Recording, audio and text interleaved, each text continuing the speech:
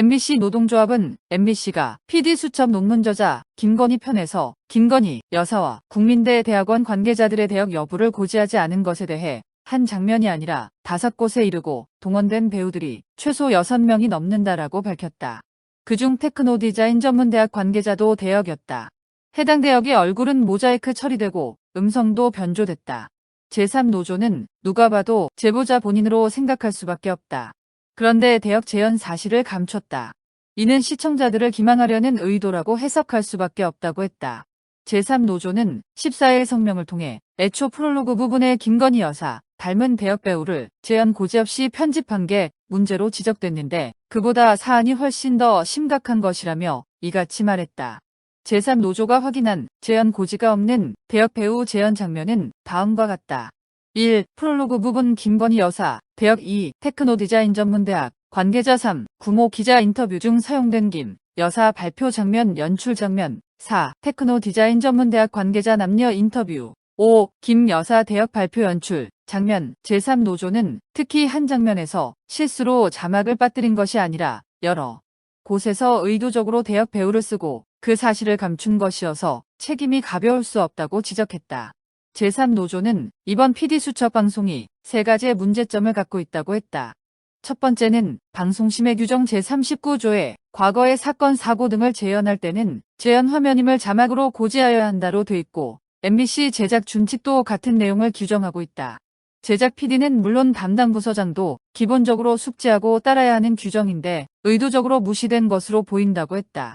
두 번째로 테크노 디자인 전문대학 관계자 인터뷰에 대해 명백한 사기 의도도 엿보인다고 했다. 제3노조는 테크노 디자인 전문대학 관계자 인터뷰의 경우 어렵게 제보자를 만났다라면서 김건희 여사의 논문 통과 과정을 안다는 한 제보자라는 자막을 넣어 소개한 뒤 당시 테크노 디자인 전문대학 관계자라는 이름 자막까지 넣었다. 그러면서 제보자 얼굴은 모자이크 처리하고 음성 변조까지 했다. 누가 봐도 제보자 본인으로 생각할 수밖에 없다. 그런데 대역 재현 사실을 감췄다. 이는 시청자들을 기망하려는 의도라고 해석할 수밖에 없다고 했다. 그러면서 이렇다 보니 결국 14년 전의 박사 논문 통과 과정을 기억한다는 그 제보자의 실체는 있는 것인지도 의심을 안 할 수 없다고 했다. 마지막으로 의도적인 과장도 의심된다고 했다. 제3노조는 의도적 과장도 의심된다며 테크노 디자인 대학 관계자를 어렵게 만났다고 했는데 두 번째 나오는 인터뷰에선 제보자가 여러 명인 것처럼 연출됐다. 한 사람에게 들었을 법한 낸 내용을 남자와 여자로 나눠서 음성 변조한 대역 배우를 쓴 건 마치 여러 사람에게 들었다고 포장해 객관성과 신뢰성을 높이겠다는 의도로 읽힌다고 했다. 제3노조는 PD 수첩은 앞서서도 서울 9억 원대 아파트 소유자를 무주택 세입자로 소개해 무리를 빚는가 하면 검찰 출입기자와 검사를 다루면서 다수의 대역 배우를 출연시켜 심각한 취재윤리 위반이란 비판을 받았다며 앞장서서 시사보도 프로그램의 신뢰성을 갉아먹은 PD 수첩이 급기야 대역 재현 사실까지 숨기는 새로운 조작 시사 프로 장르를 만든 것이다.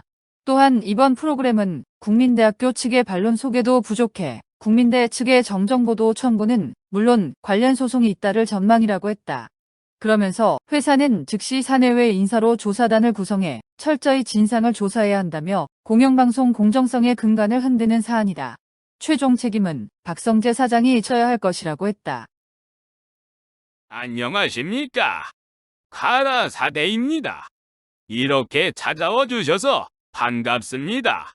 오늘도 여러분께 유용할 기사들을 열심히 찾아서 전해드리도록 노력하겠습니다. 먼저 구독을 안 눌러주신 분은 빨간색 구독을 눌러주시면 방송에 큰 도움이 되겠습니다. 그럼 오늘의 첫 소식부터 전해드리겠습니다.